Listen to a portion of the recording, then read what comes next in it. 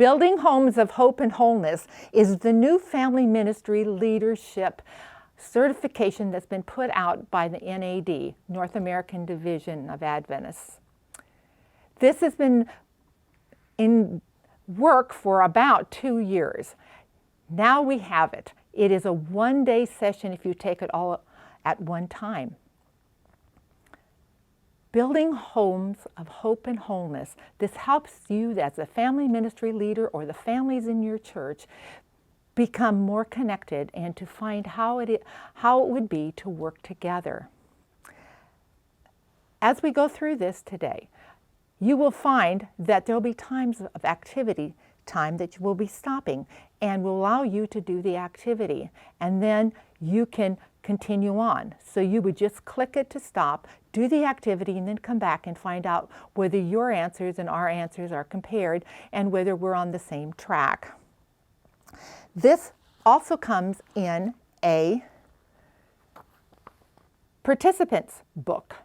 And if you would feel more comfortable in having this would be great too. This is about $275 per person, and it takes you through, and you can write in the book, but you don't need the book. You can get a paper and pencil, and we can do this. I'm excited. Let's get started. Okay, who came the farthest to get here today? Well, I just am not with you today, but just think about who came the farthest. Did any of you have any difficulties on the road? Did any of you get lost?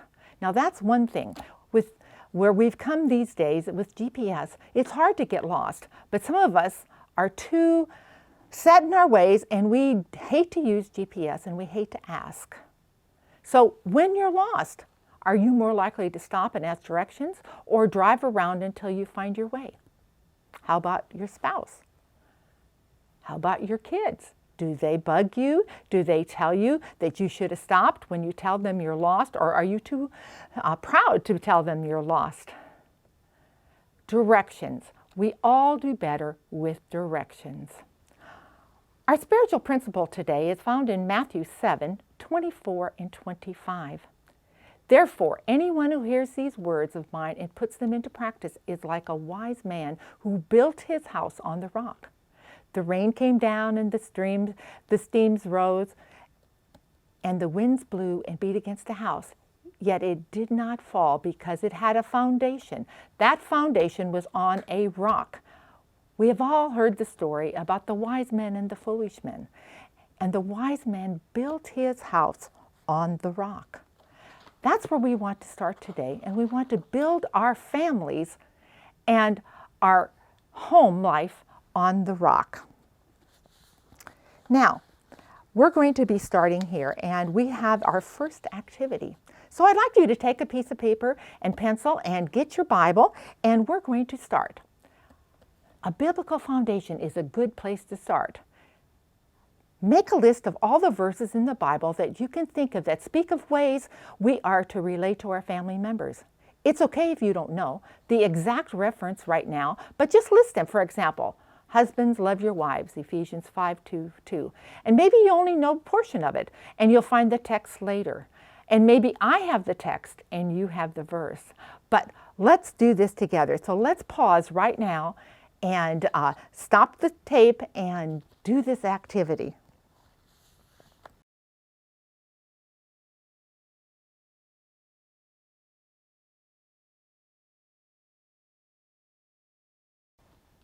A biblical foundation. How good were you at this? How about love your neighbor as yourself? Matthew 22:40. How about love your enemies? Luke 6:27. How are we doing? Are we doing good on this? Have you gotten some of these? In humility, consider others better than yourselves. Philippians 2:3. Live at peace with everyone. Romans 12:18. Living at peace with everyone. Well, that's pretty hard when you have more members than yourself in your family, but it's a work in progress. Submit to one another out of the reverence for Christ. Ephesians 5:21. Rejoice in the wife of your youth. Proverbs 5:18. Do you remember the wife of your youth? Let's stop and reflect. Wives, submit yourselves to your husband as to the Lord. Husbands, love your wives, just as Christ loved the church and gave himself up for her. Ephesians 5:22 and 25. I'm not sure whether you've gotten all of these, but as you see, we're on a pattern here. Husbands, be considerate as you live with your wives and treat them with respect as the weaker partner and as heirs with you of the gracious gift of life, 1 Peter 3:7. Some of us remember these things from when we got married and our commitment to one another. Some of us have not probably have gotten married. Maybe we're in a relationship. But you have been asked by the church to be the family ministry director. So what better place to start than in our homes? These commandments that I give you today are to be upon your heart. Impress them on your children. Talk about them. Deuteronomy 6:6-7. Fathers, do not exasperate your children. Instead, bring them up in the training and the instruction of the Lord. Ephesians 6:4. Listen, my sons, to a father's instructions. Pay attention and gain understanding. Proverbs 4:1. Children, obey your parents in everything, for this pleases the Lord. Colossians 3:20. Honor your father and your mother. Exodus 20:12. This is probably the very first time in the Bible that we have actually been instructed to honor our father and our mother. God created us, and this is the respect that he expects us to give our parents. You shall not commit adultery. Exodus 20:14. You shall not covet your neighbor's wife. Deuteronomy 5:21. I hope you have gotten some of these. I hope that you have paused and you reflected as you've been looking up these. So if you didn't get all the verses and you didn't get all the text, why don't you take some time later and finish them out? You can always go back on this because this will be on the web and you will be able to get this for your certification. This is a series and you may want to watch it again.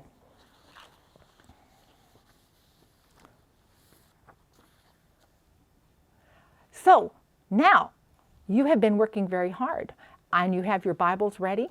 So I want you to divide into 4 groups. Now, if you're not in a group, you can do this by yourself. You can have it. This is your assignment. I want you to read and study 1 chapter at a time of the book of Ruth. If you have groups of 4 or 2 or 1, divide them out. Maybe you only have 4 people.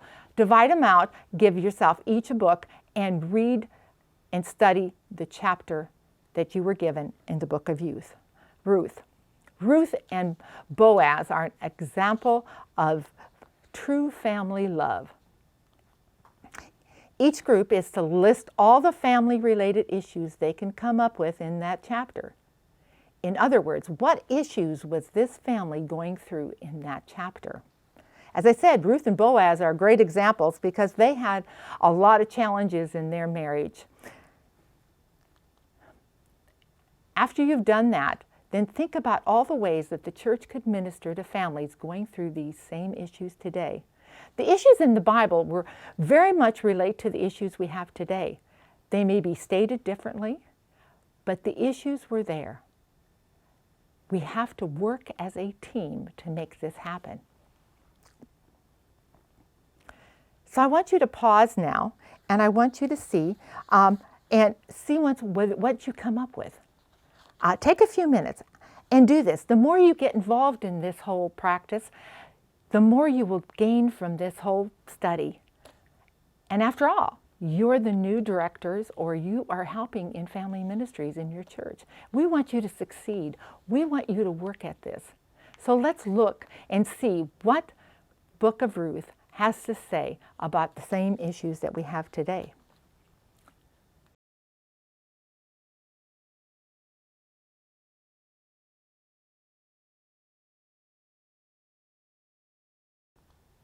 Here are some of the things that we have come up with, and I want you to look at those. famine, no food. This time of COVID has brought that out, and we end up feeding each other. Some of us have had to relocate. Some of us have had to move. There's always the immigration thing that's happening. You might have been uprooted from one area of the country to another. There's also the death of a spouse. Now, you remember, or becoming a widow, that was Ruth's first experience. She died, her husband died, and she became a widow. Children married to non-believers. Death of children. These all happened in this relationship. The in-laws relationship, her relationship with Naomi, that was a great relationship. They depended on one another. And debt, she became so poor that she had to go out and glean fields to get food. She had decided to return to her homeland, and her and Naomi made that choice. There was grief and loss in that family, but they rose above, and she had low self-worth in Naomi. Chapter 2, single parenting. Now she, that's a big one there, and hunger and search for food. Daughter-in-law, mother-in-law relationship. I'm sure that wasn't always a happy relationship, but they worked together as a team. And the child providing for a parent. Chapter 3, depending on one another to help. Chapter 4, she fell in love and she married and they had a wedding. And they had a birth of a child. And then they had grandparenting. Now, grandparenting is one thing that I end up doing a lot of. My children are working and I end up being the grandparent that is picking up my grandchild and taking her home from school, and she spends a lot of time. What a rewarding position that I'm in. I love being a grandparent. I love being a parent, but I love being a grandparent. So I hope that you have picked up on some of those things in the chapter. If not, go back and review, because it's important that you do that. It's important that you are on the same page as we are as we go through this, and you can compare to our notes, and it brings us up together. We are a team, remember? Commitment.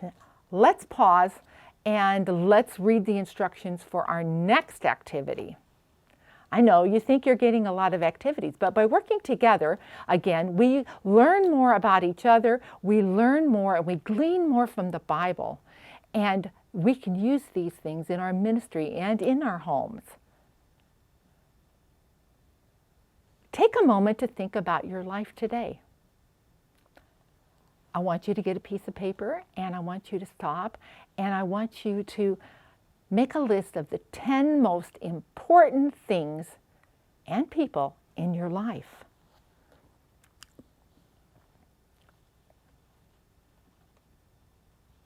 Take as much time as you need to make that list of 10. Then, make a pyramid. A pyramid is a diamond. On the top, it's got a little place on the top, and then you place the top 5 in order from the most important at the top. So you put the most important at the top at the peak of your pyramid, which should be looking like this, and then to the least important, which is at the bottom. And so I want you to take time and do that. Maybe you're not a drawer, but maybe you have a straight edge that you can make this triangle.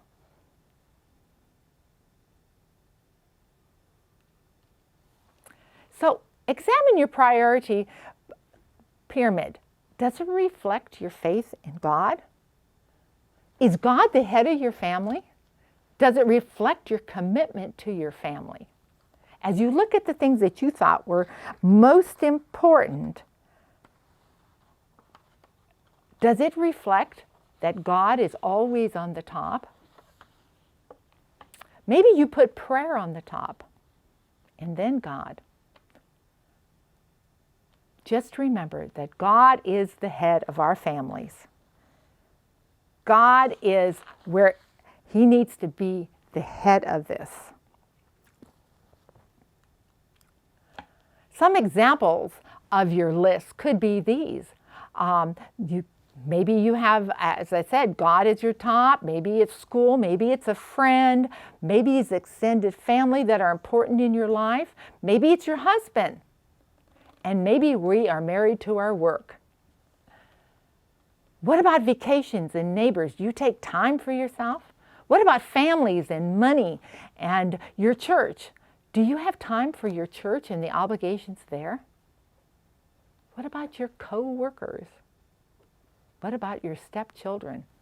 Life has its way of giving us curves, but we need to prioritize the things that are important and make a commitment to those. I only ask you for 5, so I'm sure you shouldn't have had any problems in coming up with 5. That's my pyramid. God, my spouse, my children, my church, and my work. Now, they all kind of feed off of one another, right? If you are right with God, you'll be right with your spouse. And if you're right with your spouse, you'll have happy children. And if you are a unit, a family unit, you will find yourself in church and willing to work in church. And then, of course, work is the last one because it feeds the family. It helps to keep us going. Commitment. God wants you to make that commitment. It's a lifelong commitment to God. Way back when you first got married, you made that commitment to one another. But as time has gone, the commitment gets a little less and you don't remember as much. And sometimes it's good to go to a wedding and listen to the advice or to read it in the Bible and to read it in Spirit of Prophecy and read it to renew ourselves, what our commitment is to our spouse, our children. And as I said, if all this happens, we find ourselves working in the church, following God's footsteps, following God all the way. And then you can bring this kind of work to your work ethic, and you can work with your fellow workers as a team. Trust. Now, trust is a big one. So many times these days, trust has come in the way of completing what we've started to do.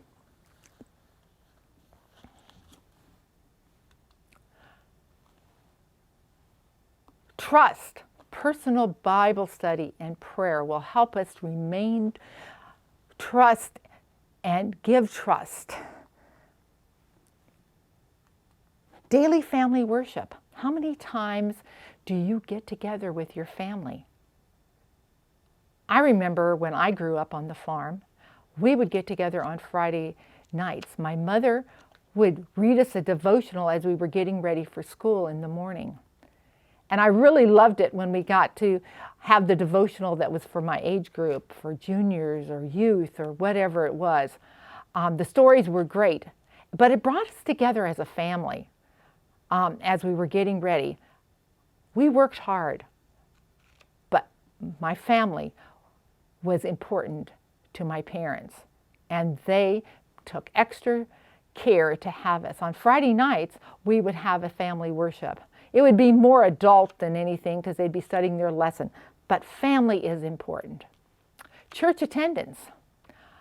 I used to say I was married to the church because as I grew up and got married and got involved in the church, it seemed like I was always there. And then my kids grew up and they were involved in school and in church and Pathfinders, and it seemed like we lived at the church. That can be a problem too if you live too much at the church. A nice balance of all of these is what gives you the trust to carry on. By having all of this, and without prayer, you will have a hard time making it. Prayer is the glue that holds us together. Prayer is what binds us together as a family. We need to work at being bound together. Trust, very important word in this family ministry.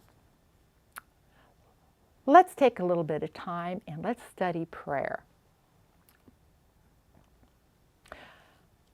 In your prayers, do you pray for wisdom? James 1, 5, and 6. But if any of you lacks wisdom, let him ask of God, who gives to all generously and without reproach, and it will be given to him. But he must ask in faith without doubting. James 1, 5, and 6. Pray for wisdom, because God will give you the wisdom that you lack. Relax. God's in the boat. Do you remember that story? God's in the boat.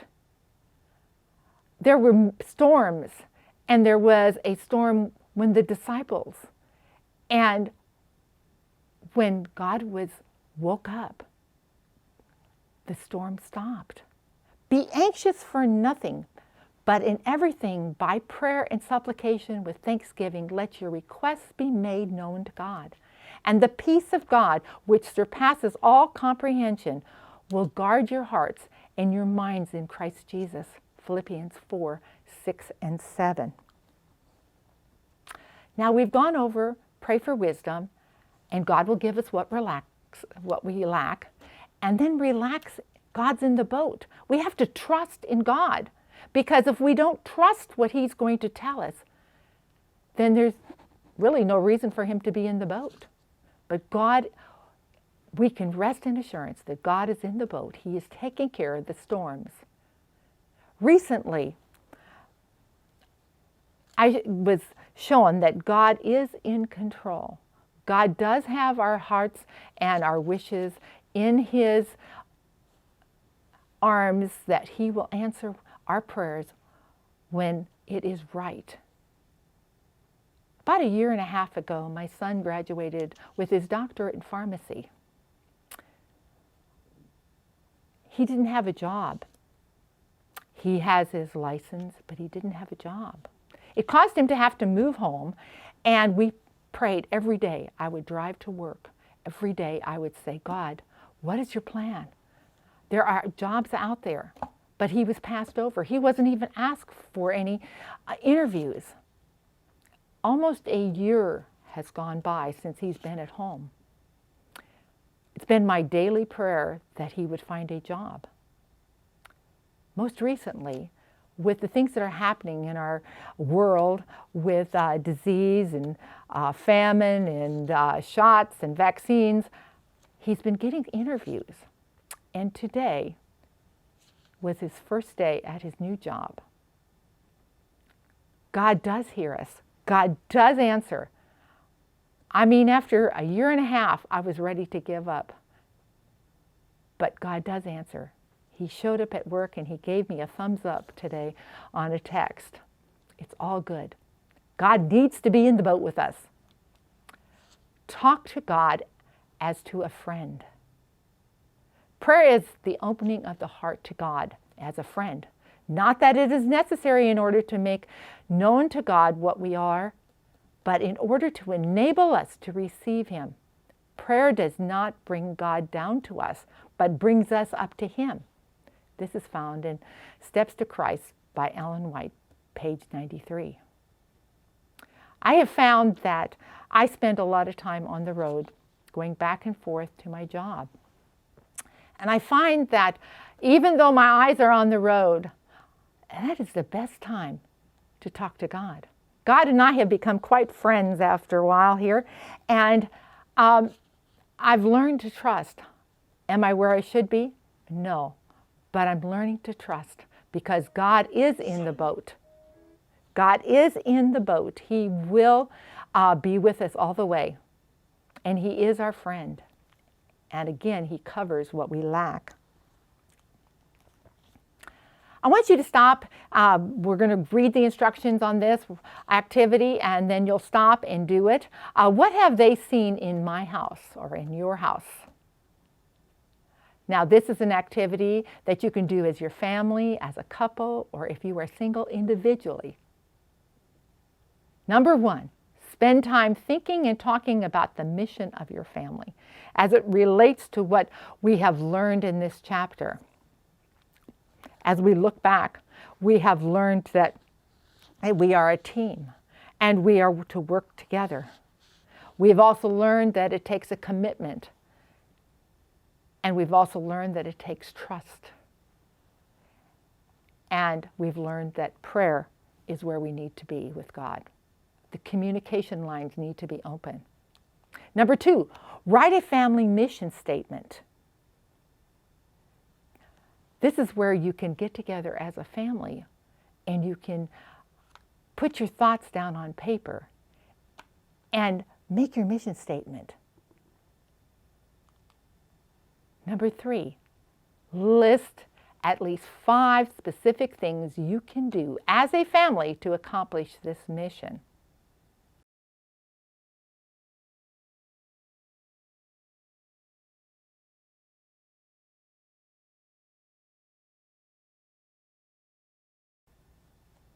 I hope you have taken time to do that, and to do that because that's kind of private, and your need for that is where you are, that you have to have for your specific family.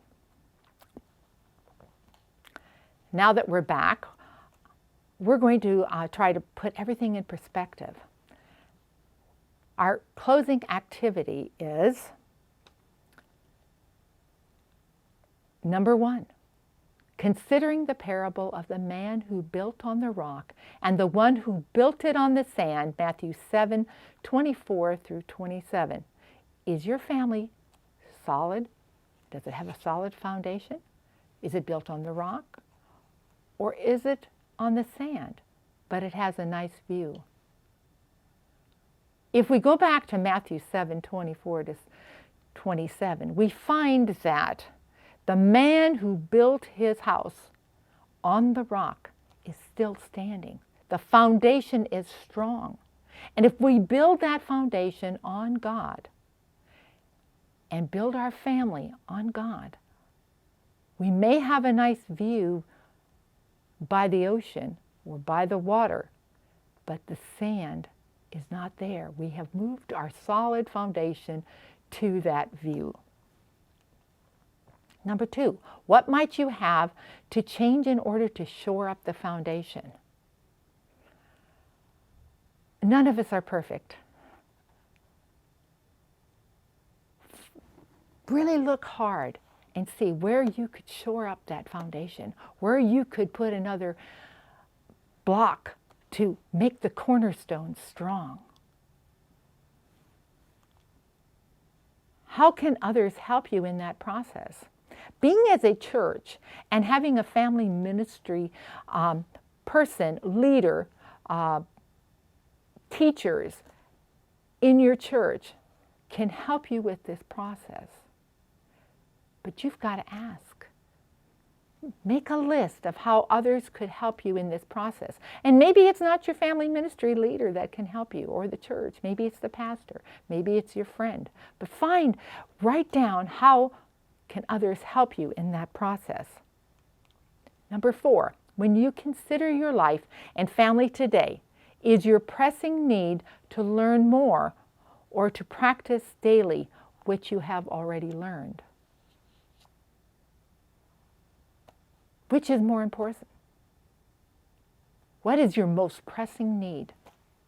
Now I ask you to stop and I ask you to do this activity. And when you have completed, then turn the video back on and I'll go over a few things with you that I have found.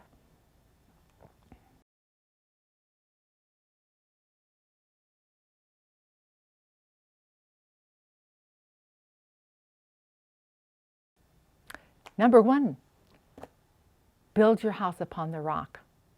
The foundation The rock is the foundation. God is our rock. Build our home upon the rock.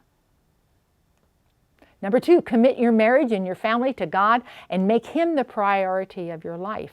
As we have said in this process, that working as a team, and God is part of that team,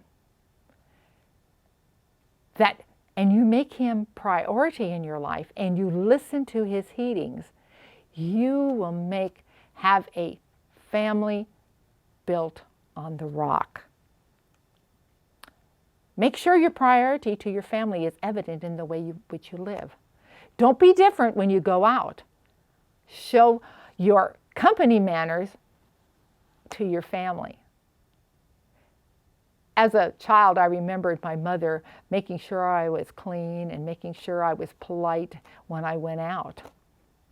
She was too busy sometimes at home to make sure that I did everything correctly. But she taught me to tell me that it is important to be kind to your family and to love your family and be polite and ask for forgiveness. You too can have this family. And if you have God in your family and you make this a priority, you will wear your company manners when you're out and when you're in. Trust in one who is in the boat with you. Remember, God was in the boat with us. He's still in that boat with you.